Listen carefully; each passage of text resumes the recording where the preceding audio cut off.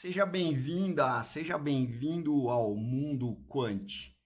Olha só, estou fazendo uma série agora de vídeos que estão dentro do assunto de engenharia financeira, né, de Financial Engineering.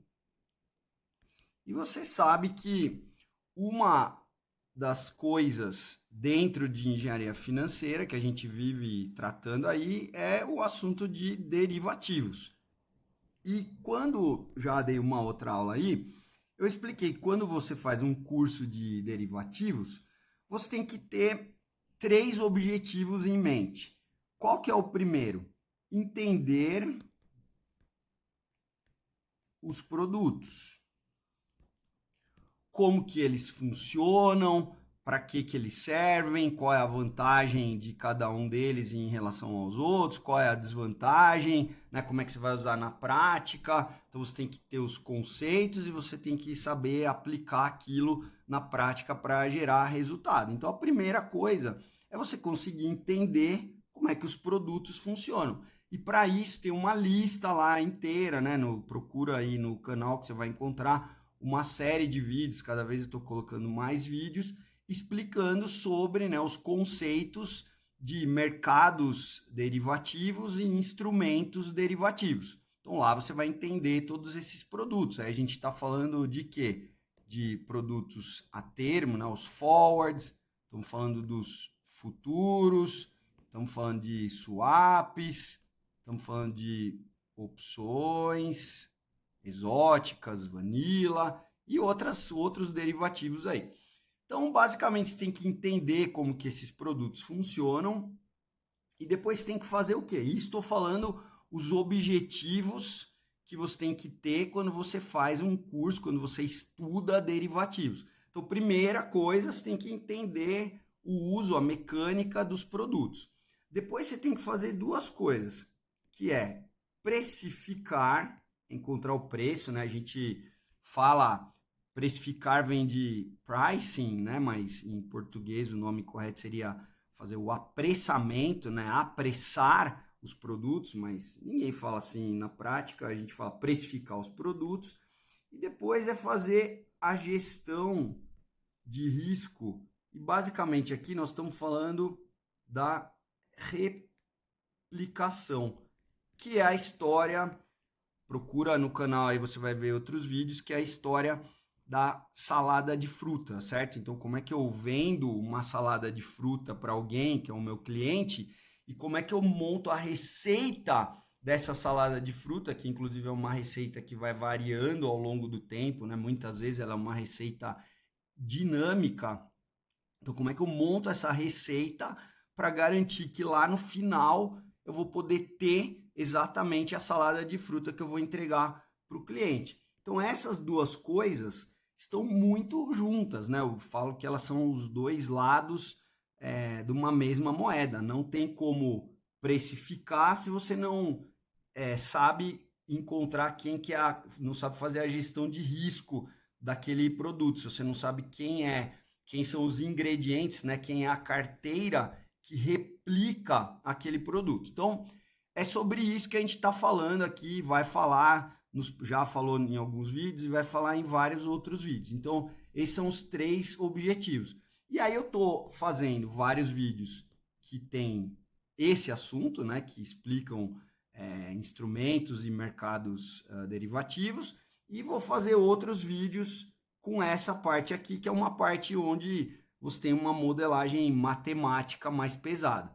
Então, para você entender essas coisas aqui, vamos lá. Eu já coloquei 3, 4 vídeos aí no canal que são fundamentais para você entender a engenharia financeira, entender como é que faz para precificar e para replicar derivativos.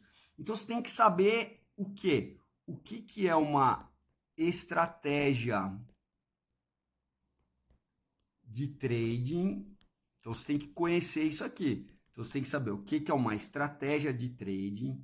Aí depois você tem que saber o que é uma estratégia replicante de um produto ou de de um instrumento ou de uma outra estratégia, então uma estratégia que replica um produto ou uma estratégia que replica uma outra estratégia. Então, a primeira coisa você tem que saber o que é uma estratégia de trading, aí você tem que saber o que é uma estratégia replicante, e aí quando eu expliquei o que é estratégia replicante, eu falei de mercado completo, e depois o que é mercado incompleto. Então você tem que saber isso aqui, senão você não vai conseguir entender o resto. Então você tem que saber o que é uma estratégia de trading, depois você tem que saber o que é uma estratégia replicante e o que é um mercado completo e incompleto. Tem que saber como, não é mágica. Volta lá e procura nos vídeos que estão nessa lista aqui, que estão no canal, aí você procura lá, tem falando sobre isso. Aí depois, você tem que saber o que é uma estratégia ou uma oportunidade de arbitragem, e depois tem que saber o Law of One Price, que é a chamada lei do preço único. Então essas coisas são os fundamentos, esses conceitos, eles são os fundamentos da engenharia financeira no que se refere à precificação e à replicação de derivativos, né? A criação de produtos derivativos aí estruturados. Então você tem que saber isso. Esses vídeos eu já falei sobre eles. Aí agora eu vou explicar, vamos começar a ver conceitos e também a teoria matemática. Então a gente vai falar de teoria de probabilidade, de processos estocásticos, a gente vai falar de cálculo estocástico. A gente vai falar de um monte de teoria de matemática para eu conseguir fazer isso aqui, certo? Para eu precificar derivativos e para eu conseguir replicar derivativos.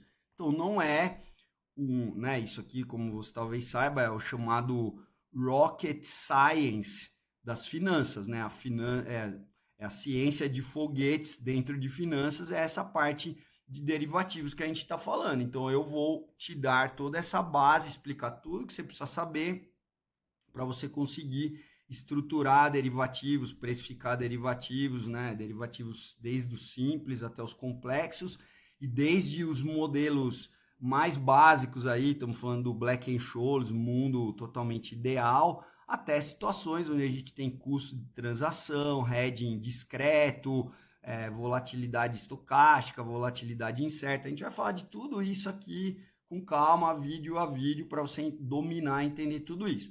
Só que antes disso, você precisa entender o que é isso. E agora, a partir desse vídeo, não nesse vídeo, mas a partir no próximo, eu já vou começar a te dar outros conceitos para a gente criar essa teoria. Nesse vídeo, eu quero te dar um mapa, eu quero te dar um roadmap do que vai acontecer daqui para frente, para você saber onde que a gente está andando. Senão você vai ficar vendo um monte de vídeo, aí eu sei que tem os apressados aí, as apressadas, que gostam de reclamar, mas é muita teoria, não estou entendendo nada. Fica tranquilo, eu sou engenheiro financeiro, né? Sou engenheiro, mas com o meu mestrado, meu doutorado feito em aplicação de engenharia de controle para finanças, e eu sou daqueles que gostam de fazer as coisas que tem ciência gerando resultado, ciência aplicada. Então a gente vai, isso é o que eu faço no meu trabalho, no dia a dia, tanto nas consultorias como no fundo de investimento, montando estratégia. Então fica tranquilo que tudo que eu estou te ensinando aqui é importante para você aprender, né, aplicar isso aqui na prática e obter resultado. Então agora eu quero te dar um roadmap de como que é a precificação. Então a primeira que a gente vai aprender precificação e replicação. Então eu vou te dar uma visão geral e depois a gente vai nos próximos vídeos aprendendo a base aí para esse negócio. Então presta atenção. Primeira coisa, a gente tem que dividir em dois grupos, que é o seguinte: finanças em tempo e estados, vamos chamar assim, discretos e contínuos. Então vamos lá. Quando a gente estiver falando de finanças em tempo e estados discretos, a gente vai estar falando basicamente de uma árvore para representar os preços do meu underlying ou uma árvore para representar os preços do meu derivativo. Então, o que vai acontecer? Eu vou começar no instante lá t igual a 0, daí que eu vou ter t igual a 1. Eu vou chamar de t0, T1. Daí, essa árvore, nesse exemplo que eu estou desenhando, ela é uma árvore binomial. Aí, ó, cada nó vai gerar dois ramos aqui. Aí, esse nó, eu vou para dois outros estados. Então, desse estado, vou para dois estados possíveis, que em geral a gente vai chamar o up e o down. Daí, desse estado, eu vou para novos dois.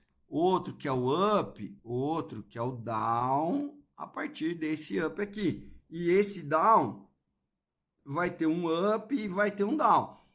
Então, a gente vai representar os preços, né, do underlying, do título de renda fixa, do derivativo, nessa árvore, né, com cada pontinho aqui, cada nó dessa árvore vai representar um estado possível do meu sistema, né, do meu mercado financeiro, num determinado instante. Então, essa é um modelo de finanças em tempo. Então, por que o tempo é discreto? Eu estou dando um passo, depois eu estou dando outro passo, depois eu vou dar outro passo, vou dar outro passo, e no meio do caminho aqui não vai acontecer nada, não tem nada.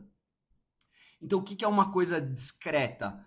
Quando o domínio dela é ou finito, tem um número de estados possíveis aí finito, ou ele pode até ser infinito, mas eu tenho que contar, né? Ele tem um mapeamento nos números naturais, eu tenho que contar aquela coisa, 1, 2, 3, 4. Você sabe que no caso dos números reais, por exemplo, você não pode contar os números reais, mas os números naturais, os inteiros, os fracionários, você pode. Então, quando algo é discreto, é que eu posso contar. Tem 1, depois o próximo passo 2, depois 3, depois 4, assim vai. Então, o tempo é discreto e os estados também são discretos, tá vendo? Aqui eu tenho 2, depois eu tenho 4 e assim vai. Então, esse é um modelo que é de tempo e estados discretos, e nesse caso é um binomial. Mayali, eu poderia fazer um trinomial? Poderia. Então você podia fazer um que cada um estado vem para 3, aí esse outro vem para 3, e assim vai. Cada um aqui vem para 3. Não importa se é 3, 4, 5 ou 10, o problema é que a gente está falando de um modelo que eu tenho tempo discreto e estados discretos, e ainda eu estou falando binomial, trinomial e assim vai. Tá bom? Então, esse é o finanças em tempo discreto. O que é finanças em tempo contínuo? Aí a gente vai admitir tanto que o tempo é uma variável que pertence aos reais não negativos, certo? Então, quando eu falar do tempo, ou é do 0 para frente. Então, eu vou pegar aqui, ó, reais, né? A gente às vezes lê isso aqui, pensa que é reais positivos. Não, é reais não negativos. Os reais positivos é quando você tira o 0. Aí só tem os positivos. 0 não é nem positivo nem negativo. Então, o meu tempo vai ser um instante que pertence aos números desde 0 até qualquer outra coisa, certo? Ele está no intervalo de 0 até infinito. Então, o meu tempo pode ser qualquer coisa e os meus preços também vão poder ser qualquer coisa, né? Os preços do meu underlying, os preços do meu derivativo, eles vão pertencer a esse conjunto do 0 também ao infinito. Ai, Mayali, eu sei que tem modelos que o tempo, que o preço aí, tem casos, né? Já aconteceu, na época da pandemia, o petróleo ficou com preço negativo. Hoje em dia eu tenho taxa de juros que pode ser negativa. Tá bom, então se quiser, você podia colocar que os seus preços pertencem aos números reais, tá? Não tem problema. O ponto é, o estado em que eu posso estar, ele pertence a um domínio contínuo. E o tempo também pertence a um domínio contínuo. Então, esses são o que a gente chama de, em inglês, a gente fala Continuous Time Finance, ou em português a gente fala de finanças em tempo e estados contínuos. Então, você já entendeu que no caso de modelos de tempo e estados discretos, eu vou acabar usando uma árvore. E mais especificamente aqui no nosso curso,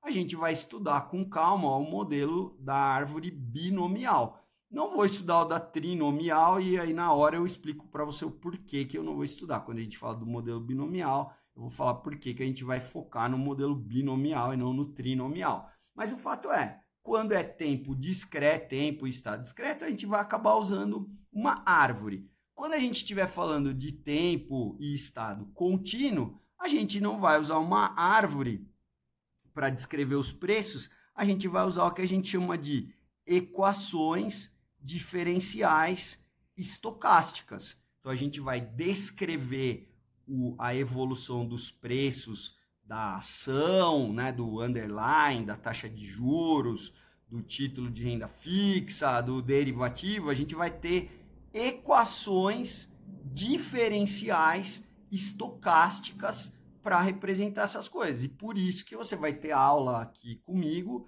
de um assunto que chama primeiro teoria de probabilidade, depois processos estocásticos e depois cálculo estocástico. É tudo isso que eu falei. Teoria de probabilidade, processos estocásticos e cálculo estocástico, para a gente poder saber lidar com essas equações diferenciais estocásticas, que vão ser as ferramentas que a gente vai usar em finanças em tempo e estados contínuos, tá bom? Beleza. Quando a gente for para o mundo de finanças em tempo contínuo, que é o principal modelo usado na prática. Ai, mas Mayali, por que então, se na prática não usa muito esses de tempo discreto, com árvore, por que você vai ensinar? Porque eles são muito importantes para você entender os conceitos antes da gente começar a complicar muito na matemática. E não é que a gente complica porque a gente quer, é porque é complicado. O assunto não é um assunto trivial, como eu falei. É rocket science dentro de finanças, né? O que tem de mais complicado aí, matematicamente mais sofisticado em finanças, é isso que a gente está falando aqui. Então, antes de chegar nos modelos mais complicados matematicamente, é melhor você entender os conceitos de finanças no modelo que é mais simples matematicamente. Então, você entende bem no caso do tempo discreto e depois com esses conceitos bem sólidos, vai ser mais fácil de você entender o que vai acontecer em finanças em tempo contínuo, que a matemática vai complicar, é só por isso, tá? Né? A grande utilidade desses modelos em tempo discreto é essa, é uma utilidade acadêmica e educacional, tá? Então, qual que é o ponto? Quando a gente for para os modelos em tempo contínuo, eu vou explicar para você aqui duas abordagens. Então, eu estou falando de finanças em tempo contínuo agora. E a gente vai usar, mas eu podia também, isso que eu vou falar, vale essas abordagens, elas valem também para o mundo do tempo discreto. Mas agora eu estou falando o que vai acontecer nos modelos de finanças em tempo contínuo. Então, o que vai acontecer vai ser que a gente vai ver duas abordagens. Reforço, as mesmas abordagens podem ser aplicadas e vão ser aplicadas no mundo do tempo discreto, tá? Isso que eu estou falando vale para os dois casos. Mas então, voltando, a gente vai ter duas abordagens. Uma que eu vou chamar de NAPA. E o que significa o NAPA? É o No Arbitrage Pricing Approach. O que é? É a No Arbitrage Pricing Approach, é a abordagem de precificação por ausência de arbitragem. Então a gente vai assumir, eu vou te explicar tudo isso depois, só estou dando um mapa agora, né, um roadmap do que vai acontecer. Então eu vou explicar todos esses conceitos, mas só para você ter esse mapa em mente. Então a primeira abordagem é o chamado, né, a primeira forma, né, de ataque para encontrar o preço de derivativos e a replicação é a abordagem de apressamento, né, de precificação por ausência de arbitragem. Então a gente vai assumir que no mercado não existem oportunidades de arbitragem. E na hora lá que eu estiver explicando isso, eu vou explicar direitinho se esse assumption é um bom assumption ou não, se é verdadeiro ou não, se é bom ou não, se pode ou não, mas a gente vai assumir isso, né? Você está vendo que de alguma forma é bom, e a gente vai assumir isso, e a gente vai chegar no NAPA. O que você faz quando você aplicar o NAPA? Você vai chegar numa equação diferencial parcial que vai dar o preço do derivativo, tipo a equação diferencial parcial de Black-Scholes. Você já deve ter visto um vídeo no canal falando, né, da fórmula mais importante das finanças de todos os tempos, que é a fórmula lá, lembra? dV, dt, mais meio de sigma 2, S2, D2V, ds2 mais r menos q, s dv, ds menos rv igual a zero. Então essa aqui é a equação diferencial parcial de Black-Scholes. Então quando a gente aplicar o NAPA, a gente basicamente vai cair em uma equação diferencial parcial. A Mayali sempre é nessa equação? Não. Essa é a que vale para o mundo, né? O modelo do Black-Scholes, que oportunamente a gente vai explicar tudo que é o modelo do Black-Scholes. Mas tem outras coisas, né? Outros modelos muito mais avançados e mais próximos da realidade do que o modelo do Black-Scholes. E aí vai cair em outras equações diferenciais parciais. Mas o ponto é, você vai acabar caindo numa equação diferencial parcial e aí você vai resolver essa equação. Então, eu vou pegar de outra cor aqui. E aí você vai resolver essa equação. E quando você resolver essa equação, tem dois jeitos de você resolver essa equação. Ou você vai encontrar uma solução analítica. Então, por exemplo, para quem conhece lá as fórmulas da call, da put, do modelo Black-Scholes, essa é uma solução analítica, né? Uma expressão fechada, uma fórmula que você põe lá, substitui os valores das variáveis e encontra quanto que é o preço do derivativo, né? O objetivo dessa equação diferencial parcial, como você sabe, é encontrar quem é essa função aqui, que é o V de t, que é o preço do meu derivativo. Então, quanto vale qual é o preço do meu derivativo, qual é o valor de mercado do meu derivativo num determinado instante aí antes dele vencer. Você tem que resolver essa equação e encontrar esse cara. Um jeito, às vezes, é possível resolver analiticamente. E às vezes não, aí você tem que resolver numericamente. E Mayali, como que eu resolvo numericamente? Aí eu vou explicar. Tem vários jeitos, mas eu vou explicar para você o método de diferenças finitas. Então, a gente vai falar desse método e depois de outras coisas. Vamos falar de elementos finitos e tem outras coisas que eu vou comentar, mas eu vou te ensinar a fazer e implementar isso aqui, o método de diferenças finitas, e vamos explicar o porquê que é esse método, que a gente vai aprender, o porquê que não o outro e qual que você deveria usar na praia. Eu vou te explicar tudo sobre isso. Mas o fato é, você usando o NAPA, que é o No Arbitrage Pricing Approach, você vai encontrar uma equação diferencial parcial que vai dar o preço do seu derivativo. Por exemplo, a equação diferencial parcial de Black-Scholes. E aí, na hora de resolver, que é o que eu estou interessado, né? Saber qual que é o preço do derivativo e quem é a estratégia de replicação daquele derivativo, ou eu resolvo isso de forma analítica, ou eu resolvo isso de forma numérica. Então, esse é o No Arbitrage Pricing Approach. Mayali, qual é o outro A outra abordagem eu chamo de mapa. O que é o mapa? Mapa é o Martingale Pricing Approach.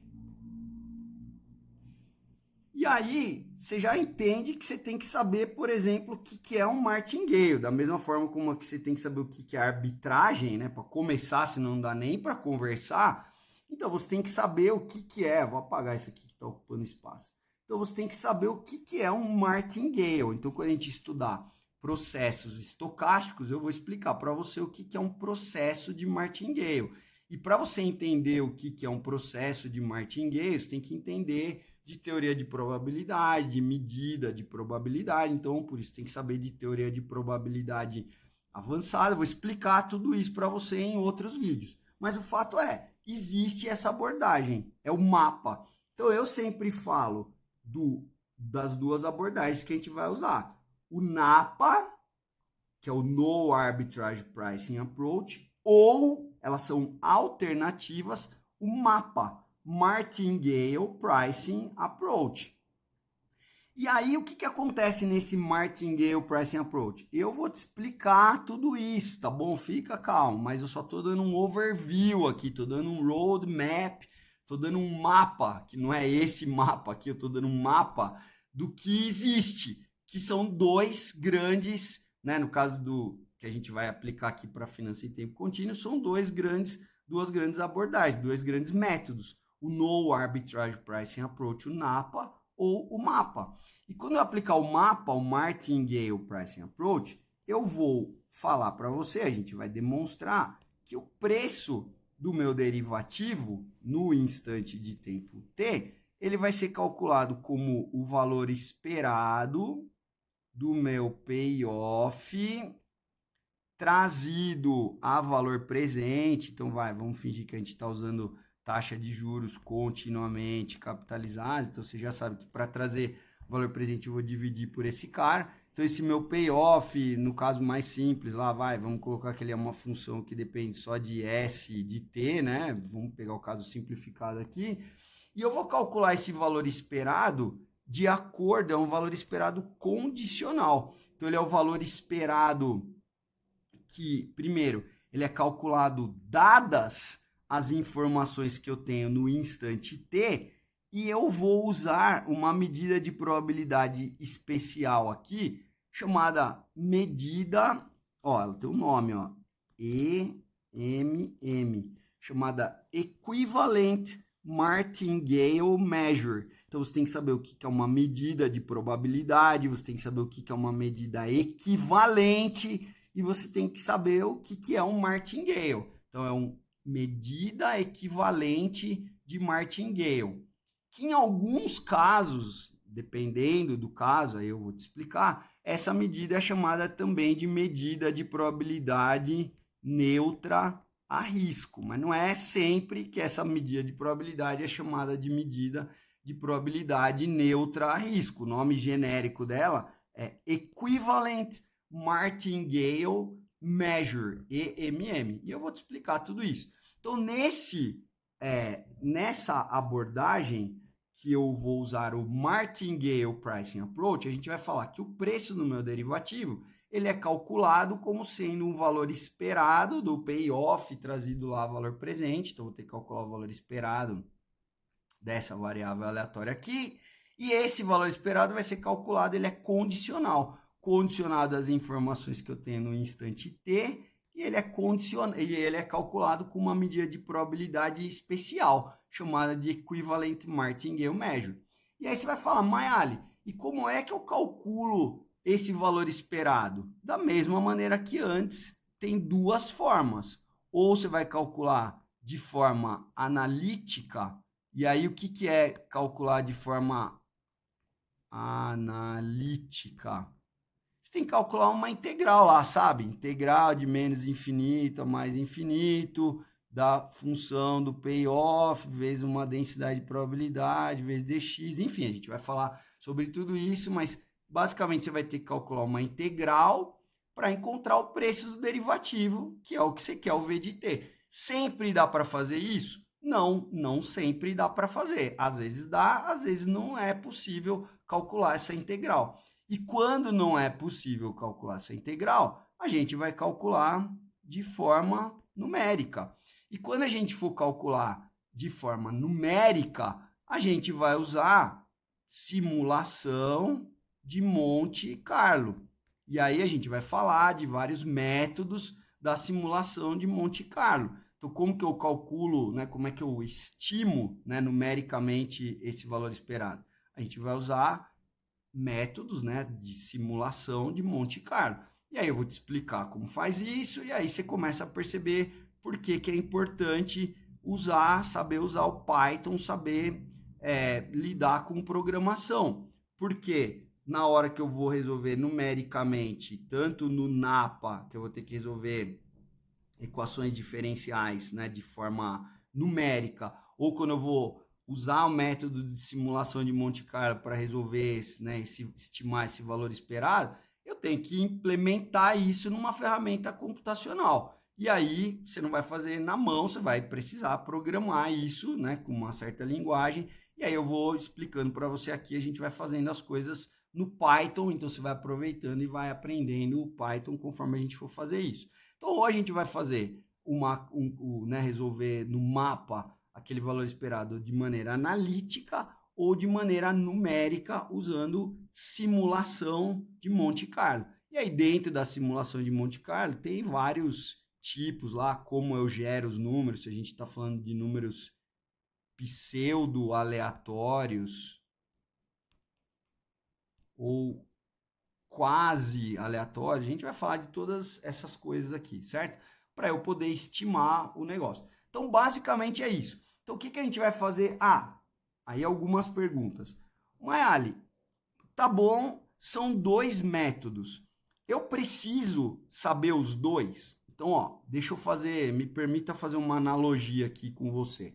Se você estudou física na escola, você lembra que quando você resolvia lá os problemas que tinha o bloquinho, e aí o bloquinho está escorregando e não sei o que, e aí alguém pede qual que é a velocidade, qual que é a aceleração e sei lá o que, você vai lembrar que você tinha basicamente 2 abordagens que você podia usar para resolver esses problemas de mecânica.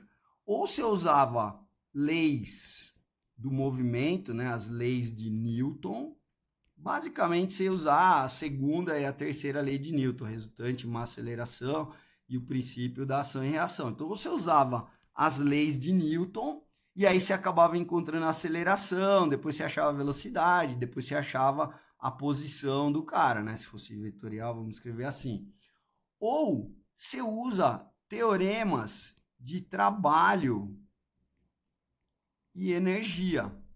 E quando você usa teoremas de trabalho e energia, você vai usar outras grandezas. Você vai usar energia cinética, energia potencial. Mas no fim do dia, você vai conseguir, dependendo de como você modelar o problema, você vai conseguir encontrar a velocidade, você vai encontrar a posição. Depois, se você quiser, você encontra também a aceleração, né? A posição, vai chamar de R. Então, depois que você resolver os problemas, você consegue encontrar a velocidade, depois você consegue encontrar a posição, depois você consegue encontrar a aceleração, né? Usando essa abordagem de trabalho e energia, da mesma maneira que você consegue com leis de Newton. Mas por que eu tenho 2 maneiras?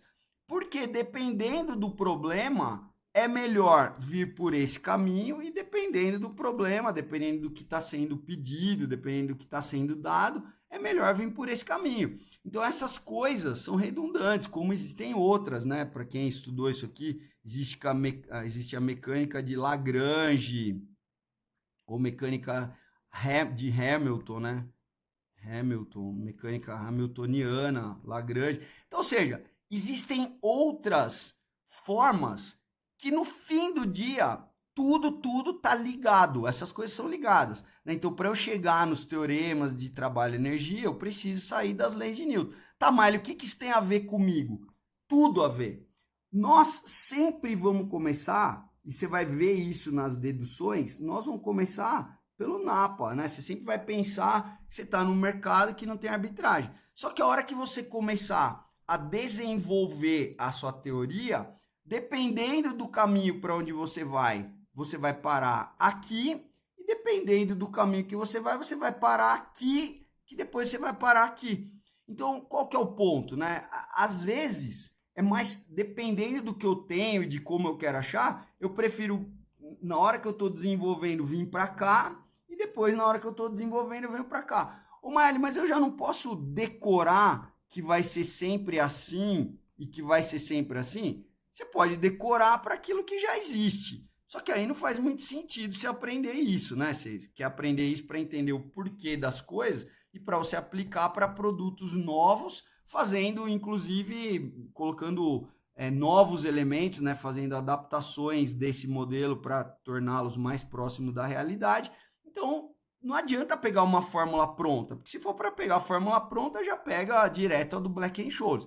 Então, a pergunta que os alunos fazem muitas vezes é, tá, mas qual que eu preciso saber? Os dois. Você tem que saber o NAPA, quer dizer, depende de quanto que você quer ser bom no assunto. Mas se você quer realmente ser alguém que domina o assunto e que faz a diferença, você tem que aprender as duas abordagens. Porque às vezes uma é melhor do que a outra, uma ela resolve melhor aquele problema do que a outra, ela é mais fácil, ela é mais adaptada para aquele tipo de problema, e às vezes a outra é melhor. Então você tem que aprender as duas, às vezes elas se complementam, às vezes uma enxerga coisas que a outra não enxerga. Então, enfim, você tem que saber as duas, tá? Então, a partir de agora, no próximo vídeo, eu vou começar a explicar para você o NAPA. E você vai ver que o NAPA a gente vai começar dos conceitos, né, do bom senso, né, eu vou tentar explicar para você a teoria, como os caras que inventaram esse negócio, como que eles fizeram. O cara não sabia nada, ele foi